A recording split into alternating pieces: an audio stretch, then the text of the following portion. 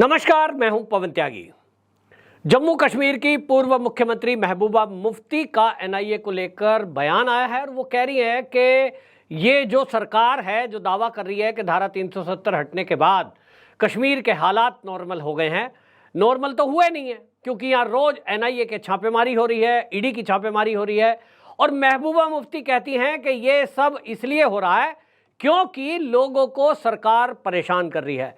महबूबा मुफ्ती ने दावा करते हुए कहा कि देखिए, यहाँ जो सुरक्षा बल हैं पहले तो वो टेंट में रहा करते थे, अगर हालात नॉर्मल हो गए होते तो अब उनको कंक्रीट का क्यों बनाया जा रहा है, जो उनकी पोस्टें बनाई जा रही हैं, क्यों उनको स्थायी बंकर बनाकर दिए जा रहे हैं, पहले तो टेंट में रहते थे।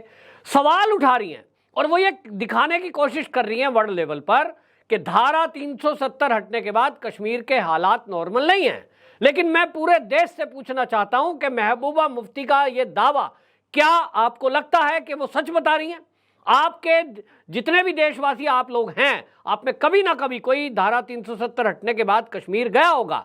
मैं गया हूं, मैंने खुद देखा है कि वहां जो हालातों में परिवर्तन हुआ है वो इतना बिल्कुल बदल गया है कि समझिए पिछला जो गर्मी का सीजन गया है, 1 करोड़ पर्यटक वहां गए। क्यों गए, कब गए? जब लगा कि अब आतंक की घटनाएं नहीं हो रही हैं। अब वहां कोई इस तरह का बंद नहीं बुलाया जाएगा कि कोई भी आतंकवादी संगठन कभी भी बोलेगा 2 दिन के लिए बंद है, कभी भी कहीं भी बवाल हो जाएगा। अब ये होता नहीं है।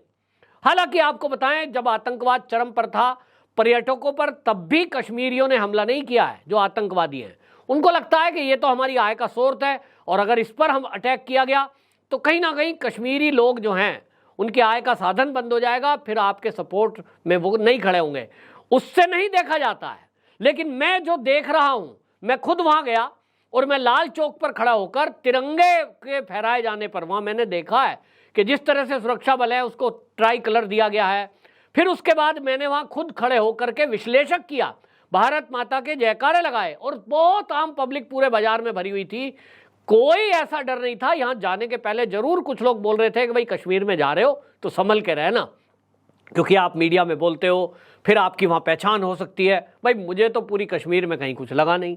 हाँ, ये बात जरूर है, सुरक्षा बल जरूर चप्पे चप्पे पर नजर आए, उनका धन्यवाद है कि सीआरपीएफ के लोगों को मैंने देखा कि वहां जगह जगह पर वो खड़ी ड्यूटी दे रहे थे 12-12 घंटे की। उनको तो मेरा प्रणाम है, उनको मेरा सैल्यूट है, क्योंकि उनकी वजह से जो कश्मीर है वो आज सुरक्षित है। उसका एक कारण है कि जब लोगों की मानसिकता अभी ऐसी है, मानसिकता जब तक गड़बड़ है तब तक आप कह ही नहीं सकते कश्मीर के हालात नॉर्मल कैसे होंगे। जब पीडीपी की महबूबा मुफ्ती जैसे नेता वहां होंगे, जो एनआईए के छापे पर सवाल उठा रही हैं, जो ईडी के छापे पर सवाल उठा रही हैं, इसका मतलब यह है जिन्होंने लूटा लूटाते रहे। अब जितने ईडी ने छापेमारी की, क्या वहां पैसे नहीं मिले? क्या कोर्ट में प्रस्तुत नहीं किया गया? क्या कोर्ट ने नहीं देखा है कि वाकई में भ्रष्टाचार हुआ है? और एनआईए की अगर बात करूं तो कश्मीर में अभी पिछले ही दिनों की अगर मैं चर्चा करूं, 12 जगह 160 ठिकानों पर छापे हुए। वहां कुलगांव में, बांदीपोरा, शोपिया, पुलवामा, ऐसे 12 जगह एनआईए ने छापेमारी की। उनको गुप्त सूचना थी कि वहां कुछ ऐसे लोग हैं जो आतंकवादियों की मदद करते हैं। कैसे मदद करते हैं? कश्मीर में बैठे हुए उनके आका हैं, वो आदेश देते हैं कि फला आदमी को कुछ रुपए और हथियार खरीदने के लिए, हथियार उनका कैसे भी जुगाड़ करके आता होगा, वो पैसे दे आओ। पैसे दे दिए, फिर वो टारगेट किलिंग की उस पैसे के बल पर, या पकड़े गए तो कोर्ट में केस लड़ा जा रहा है। वो जो पैसा दिया जा रहा है, मदद की जा रही है, जो मददगार है, उस पर हमारी सुरक्षा एजेंसियों ने, जांच एजेंसियों ने नजर बनाई हुई है। आतंकवादी बैठे तो पाकिस्तान में है, लेकिन वहां से हथियार चलाना सीखते हैं, बम बनाना सीखते हैं, फिर भारत में आके आते खाली आते हैं, यहाँ सामग्री जुटाते हैं, बम बना देते हैं और कहीं भी विस्फोट करते हैं। यह दिखाने के लिए कि कश्मीर के हालात ठीक नहीं है। एनआईए किस लिए है भाई? एनआईए इसीलिए है, देश की सुरक्षा के लिए। जो भी कोई आतंकी गतिविधि करेगा या उनका मददगार होगा उसको वो पकड़ेगी, ये उसका काम है।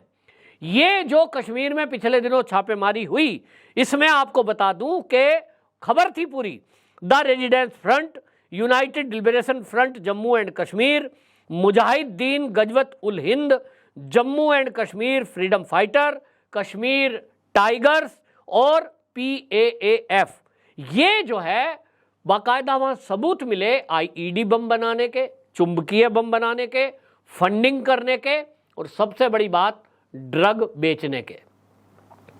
हमने देखा है पाकिस्तान का जो कारनामा है, पंजाब बॉर्डर पे आपने सुना ही होगा कितनी बार ड्रोन से। अब ड्रोन आप देखते हैं इतनी छोटी सी चीज़ है, वो रडार में नहीं आती, किसी की नज़र में नहीं आती। रात के अंधेरे में ड्रोन के जरिए कोई पैकेट आए, बॉर्डर पार गिरा दिया। 12-14 किलोमीटर दूर तक जाने वाले ड्रोन इनके पास हैं। कश्मीर में भी यही होता है।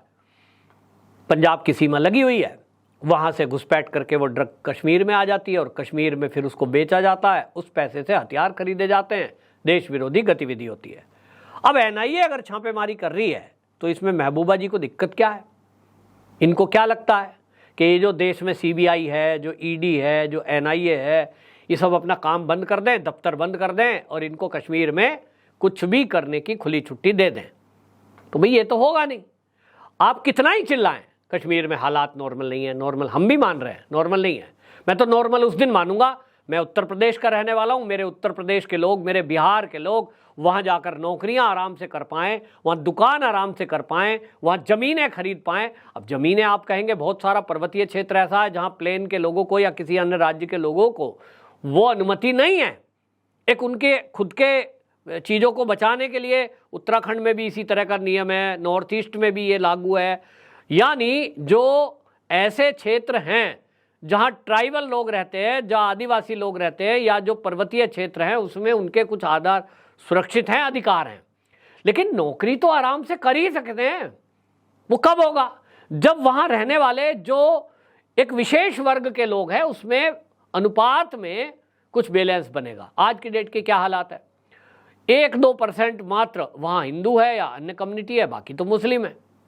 और इस वजह से वो पूरा उस तरह का एक रहता है राजनीतिक नेताओं को कि इनकी वोट कैसे लें, वोट कब मिलेगी, उनको भटकाएंगे, भड़काएंगे, झूठ बोलेंगे। तो अभी तक तो यही बोला जा रहा था, कश्मीर के लोगों को आज़ादी चाहिए, हम आज़ादी दिलाएंगे, आज़ाद कश्मीर कर देंगे, हमारे एसेट्स पर हमारा कब्जा होगा तो हम देश की तरक्की करेंगे, यानी कश्मीर की तरक्की करेंगे, ये बताया जाता था। लेकिन अब कश्मीर के लोग देख रहे हैं कि जो पीओके है वो भी तो कश्मीर का ही हिस्सा है, पाकिस्तान के कब्जे में है, वहाँ भी सेम पोजीशन है, सेम इसी तरह के वहाँ पर जो कश्मीर के अंदर ड्राई फ्रूट होते हैं, सेब होता है, वो वहाँ भी होता है। अब वहाँ के हालात क्या है कि वहाँ रोटी खाने के भी लाले पड़े हैं, ये देख रहे हैं लोग। तो अगर ये भी आज़ाद होकर कश्मीर इन नेताओं के कहने पर और पाकिस्तान में मिल गया होता तो कश्मीर वालों को अब समझ में आ गया है कि भैया पाकिस्तान में जैसे लोग रह रहे हैं ना, वही हालात हुए होते।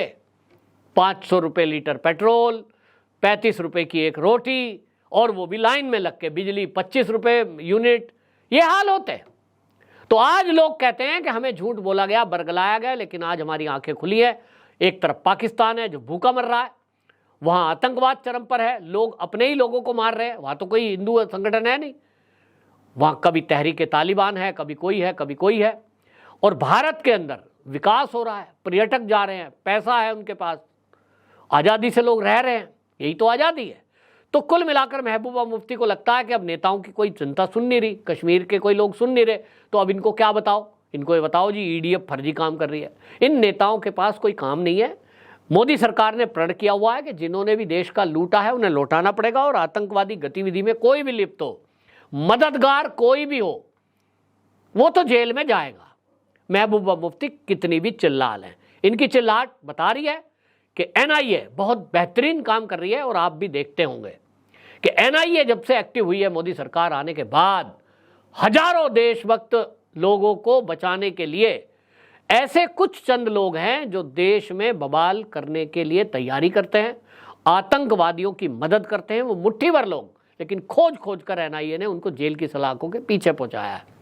तो इसकी तारीफ होनी चाहिए। एनआईए ने बहुत बेहतरीन काम किया है, अपनी जान हथेली पर लेकर जो वो काम करते हैं उसकी प्रशंसा होनी चाहिए, ना कि उसको एलिगेशन लगाकर झूठे नेता जैसे ये लोग करते हैं। मैं तो कहता हूं कि इनके खिलाफ भी देशद्रोह की धाराओं में केस दर्ज होना चाहिए, जो इस तरह से पब्लिकली झूठ बोलते हैं और एनआईए जैसी राष्ट्रभक्त संस्था को ये आरोप लगाते हैं। आपकी क्या राय, कमेंट बॉक्स में जरूर बताएं। वंदे मातरम।